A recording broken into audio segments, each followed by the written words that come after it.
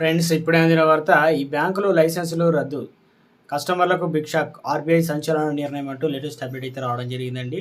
So ఏ బ్యాంకులు రద్దు చేశారు, ఏంటి లైసెన్సులు, వారి కస్టమర్ల పరిస్థితి ఏంటి, వివరాలన్నీ కూడా వీడియోలో తెలుసుకుందామండి. వీడియోని స్కిప్ చేయకుండా పూర్తిగా చూడండి, చివరి వరకు అర్థమవుతుందండి. మరోసారి ఛానల్ వస్తే తప్పకుండా సబ్స్క్రైబ్ చేసుకొని bell button all notification activate చేసుకొని అదేవిధంగా వీడియో నచ్చినట్లయితే లైక్ చేయండి. వివరాలకు వెళ్ళిపోదామండి.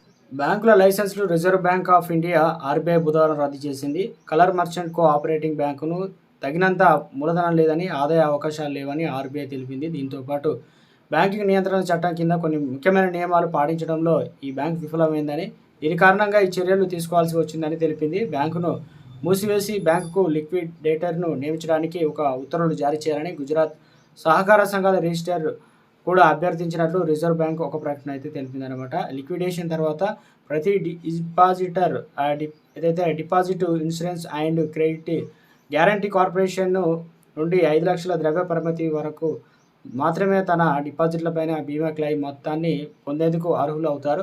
సహకార బ్యాంకు సమర్పించినటువంటి డేటా ప్రకారం దాదాపు 9.51% మంది కస్టమర్లకు డిఐసిజిఐ అనగా నుండి తమ డిపాజిట్ పూర్తి మొత్తాన్ని పొందేందుకు అర్హులని రిజర్వ్ బ్యాంక్ తెలిపింది.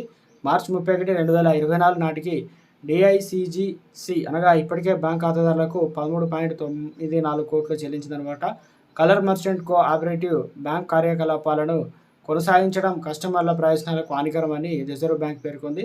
ప్రస్తుత ఆర్థిక పరిస్థితిని దృష్టిలో బ్యాంకు తన కస్టమర్లకు పూర్తి మొత్తాన్ని తిరిగి చెల్లించలేకపోతుందని గుర్తించింది. బ్యాంకు తన బ్యాంకింగ్ వ్యాపారాన్ని మరింత కొనసాగించడానికి అనుమతిస్తే అది కస్టమర్లపైన ప్రతికూల ప్రభావాన్ని చూపుతుందని ఆర్బీఐ తెలిపింది. లైసెన్స్ రద్దు తర్వాత సహకార బ్యాంక్ బుధవారం ఏప్రిల్ 16, 2025 వ్యాపారం ముగిసే సమయానికి బ్యాంకింగ్ వ్యాపారాన్ని కొనసాగించడం మానేస్తుంది.